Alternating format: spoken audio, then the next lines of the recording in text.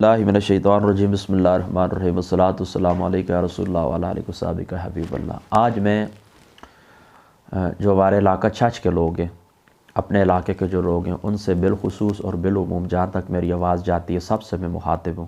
4 اہم باتیں میں آپ کو بتانے لگا ہوں۔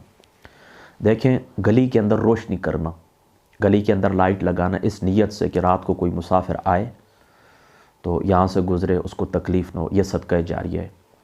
ہمارے علاقے کی کچھ اچھی روایات ہیں علاقہ چھچ کی، جن میں مہمان نوازی ہے، جن میں خوش اخلاقی ہے، اچھے اخلاق کے ساتھ پیش آنا ہے۔ کوئی بندہ باہر سے آئے اس کو تعظیم دینا ہے، اس کی عزت کرنا ہے، جس بندے سے جس شخص سے وہ ملنے کے لیے آیا ہے اس تک اس کو پہنچانا ہے، صحیح راستہ دکھانا ہے۔ آپ راستے کے اندر بیٹھے ہوئے اپنی کھیتوں کے اندر آپ زراعت کرتے ہیں، کوئی بندہ آپ کے پاس سے گزرتا ہے، دعا سلام کرتا ہے، اس کو ایک پالک کی گڈی پکڑا دینا، اس کو سبزی پکڑا دینا، اس کی خدمت کرنا، اس کو چائے پانی کا پوچھنا، یہ ہمارے علاقے کی روایات ہیں۔ تو اب میں نے کچھ کمی محسوس کی ہے۔ سب سے پہلی میری نصیحت آپ کو یہ بھی ہے کہ ان روایات کے اندر کمی نہیں آنی چاہیے۔ دوسری بات میں نے آپ کو بتائی کہ بالخصوص میں نے یہ بات محسوس کی ہے کہ اب علاقہ چھچ کے اکثر گاؤں جو ہے تو وہ اندھیرے کے اندر ڈوبے ہوئے ہوتے ہیں۔ مجھے شام کے بعد ہم 5 بھائی ہیں نا، ایک بھائی اللہ تعالیٰ کی بارگاہ میں چلا گیا، اللہ تعالیٰ کو پیار ہو چکا ہے، باقی ہم 4 بھائی ہیں۔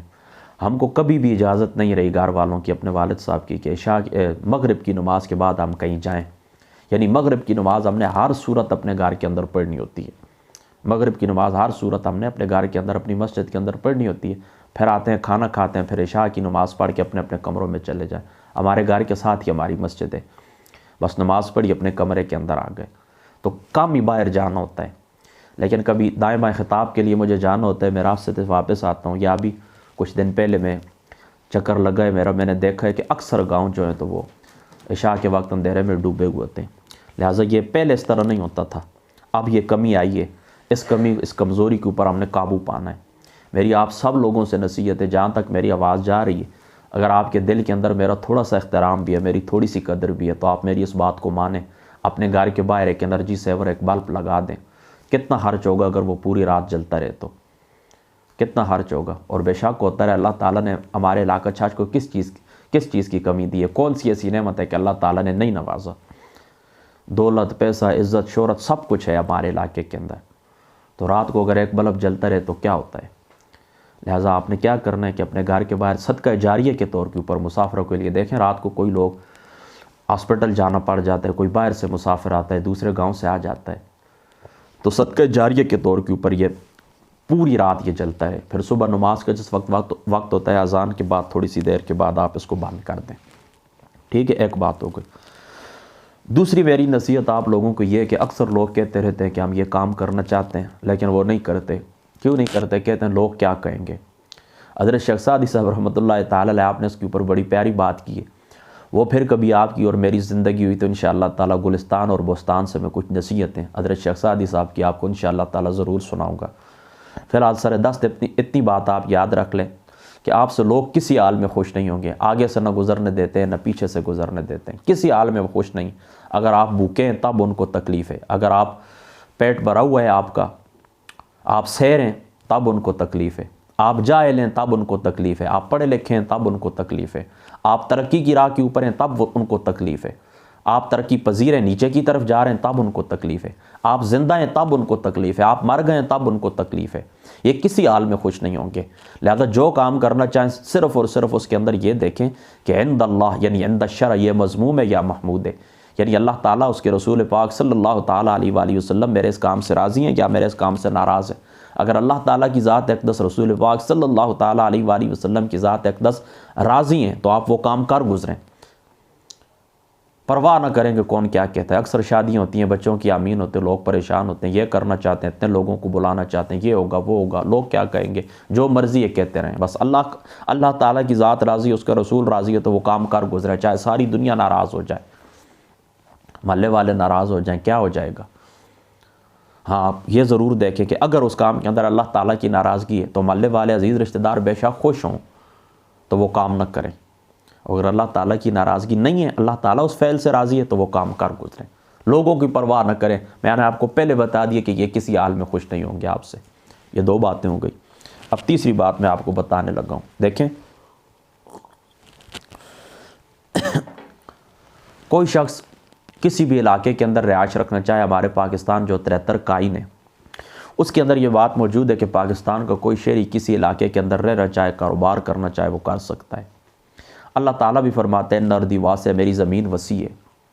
دوسرے مقام کے اوپر فرماتا ہے الم تکن ارض اللہ واسع، کہ اللہ تعالیٰ کی زمین وسیع نہیں ہے فتہاجروا فیہا، تم اس کے اندر ہجرت کر جاتے ہیں۔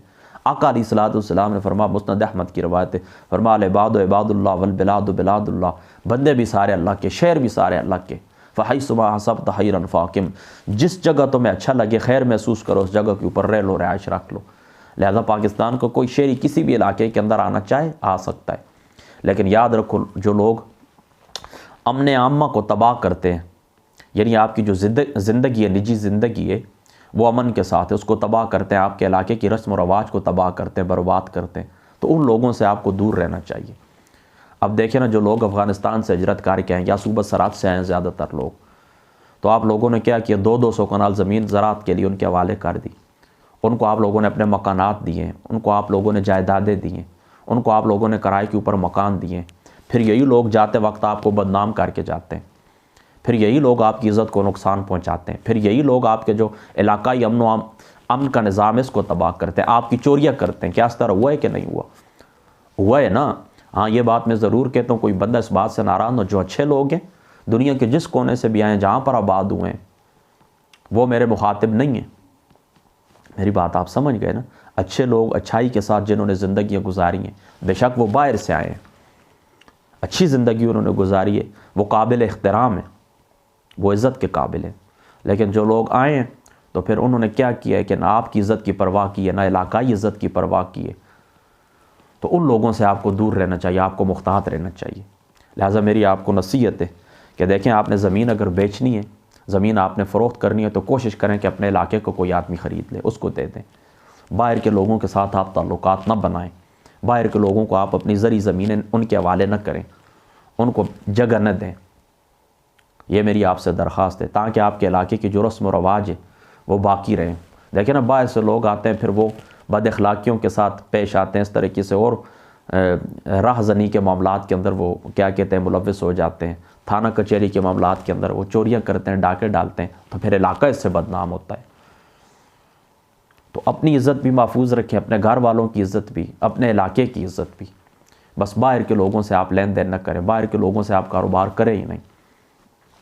کوشش کریں، جو دیکھیں نا، مثال کے طور پر میں علاقے کا ہوں، آپ کے علاقے کا ہوں، آپ میرے علاقے کے ہیں۔ آپ لوگ جو تاریخ چھچ سے واقف ہیں نا، تھوڑا بہت آپ کو معلوم ہے کہ یہ جو ہمارا علاقہ چھچ ہے، تقریباً اکثریت اس میں سے 400-450 سال پہلے کابل سے لوگ آئے تھے، اور آ کر اس ایریے کو، یہ جو خروشتی سے لے کر خورخیل تک یہ جو لائن ہے، اس کو آباد کیا تھا، یہ جتنے بھی گاؤں ہیں۔ تو ہماری تقریباً 8-8 10-10 پشتیں یہاں پر گزر گئی ہیں، 8-8 10-10 پشتوں سے ہم لوگ یہاں پر ہیں۔ تو دیکھیں نا، میں 2000 روپے کی 4000 روپے کی آپ سے کرپشن کروں گا تو کہاں جاؤں گا؟ لیکن باہر کے جو لوگ ہیں وہ آئیں گے تو وہ کیا کریں گے؟ آپ کی عزت کو نقصان دیں گے، چلے جائیں گے، ہجرت کر جائیں گے۔ میری بات آپ سمجھے نا؟ لہٰذا میری آپ سے درخواست ہے کہ زمین فروخت کرنی ہے، کوئی کاروبار کرنا یا کوئی معاملات کرنے، رشتے دینے، رشتے لینے، تو اپنے علاقہ کو ترجیح دیں۔ آپ کو معلوم ہے کہ خطہ چھچ کے اوپر اللہ تعالیٰ کے بہت کرم ہے، اللہ تعالیٰ کی بہت مہربانیاں ہیں، بہت اللہ تعالیٰ کی کرم نوازی، بہنوں بیٹیوں کو یہاں پر احترام موجود ہے، آنکھوں کے اندر حیا موجود ہے، ایک دوسرے کی عزت۔ دیکھیں، مسلک کے اختلافات کے باوجود بھی کئی لوگ اس طرح جو عزت سے ایک دوسرے کو پیش آتے ہیں۔ لہذا میری اس بات کے اوپر کوئی بندہ ناراض بھی نہ ہو، میرے مخاطب صرف فتنہ گری کرنے والے، فتنہ پھیلانے والے لوگ ہیں۔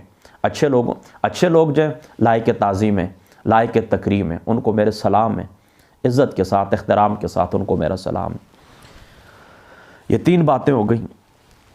چوتھی بات میری یہ یاد رکھے کہ ہم لوگوں کو لیکچر دیتے ہیں، ہم لوگوں کو تعلیم دیتے ہیں، گھنٹہ گھنٹہ ہم تقریر کرتے ہیں۔ میں بھی باہر جاتا ہوں، لوگوں کو گھنٹہ گھنٹہ تقریریں سناتا ہوں، ممبر کے اوپر گھنٹہ گھنٹہ بیٹھ کے لوگوں کو نصیحتیں کرتا رہتا ہوں۔ اس طرح اپنے پیغامات کے اندر بھی میں گفتگو کرتا رہتا ہوں۔ اس طریقے سے اور بھی کئی لوگ ہوں گے، لیکن اس بات کی میں نے کمی محسوس کی ہے کہ ہمارا جو گھر ہے، ہمارے جو گھر والے عزیز رشتہ دار ہوتے ہیں، ان تک ہماری نصیحت نہیں پہنچتی، ان کی ہم تربیت نہیں کرتے۔ دیکھیں نا، آقا علیہ الصلوۃ والسلام نے فرمایا کلکم راع وکلکم مسئول عن رعیتہ، کہ تم میں سے ہر بندہ راعی ہے، یعنی نگران ہے، اور اس کی جو نگرانی کے اندر دی ہوئی اشیاء ہیں، دی ہوئی افراد، ان کے متعلق سوال ہوگا۔ کلکم راعٍ و کلکم مسئول، ریت کے متعلق سوال ہوگا، اللہ تعالیٰ سوال کریں گے۔ ہماری جو اولاد ہے یہ ہماری ریت ہے، ہماری جو بیویاں ہیں یہ ہماری ریت ہیں، ہم سے جو چھوٹے ہمارے شاگرد ہیں وہ ہماری ریت ہیں۔ لہٰذا بجائے اس کے کہ ہم اپنے گھر کو چھوڑ کر باہر چلے جائیں، تو اس سے پہلے آپ اپنے گھر والوں کو سکھائیں، ادب سکھائیں، ان کو دین سکھائیں۔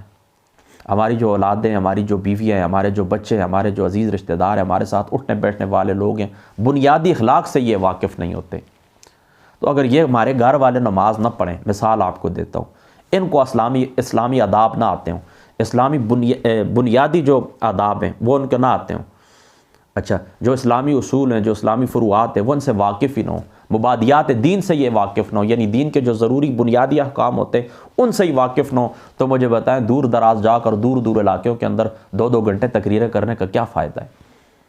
لہذا اپنے بچوں کو اپنے پاس بٹھائیں، عشاء کے بعد کوئی ٹائم مقرر کر لیں، 8 منٹ 10 منٹ 20 منٹ، جتنی آپ کو آسانی سے ہو سکے۔ پہلے آپ خود سیکھیں، دین کے جو مبادیات ہیں آپ خود سیکھیں، ہمارے عقائد کیا ہیں، اللہ تعالیٰ کی ذات اقدس کے متعلق ہمارا کیا عقیدہ ہے، رسول پاک صلی اللہ تعالیٰ علیہ وآلہ وسلم کی ذات اقدس کے متعلق ہمارا کیا عقیدہ ہے۔ جب یہ عقیدہ ان کو سکھا لیں بچوں کو، پھر ان کو یہ بتائیں کہ اللہ تعالیٰ نے تمہارے اوپر فرض کیا کیا ہے، حقوق اللہ تمہارے اوپر کیا ہے، حقوق العباد تمہارے اوپر کیا ہیں، یعنی اللہ تعالیٰ کے حقوق تمہارے اوپر کیا ہیں، اس کے بندوں کے حقوق تمہارے اوپر کیا ہیں، یہ اپنے بچوں کو سکھائیں، یہ آپ کی بنیادی ذمہ داری ہے، اور اس کے متعلق آپ سے سوال ہوگا، اللہ تعالیٰ سوال کریں گے۔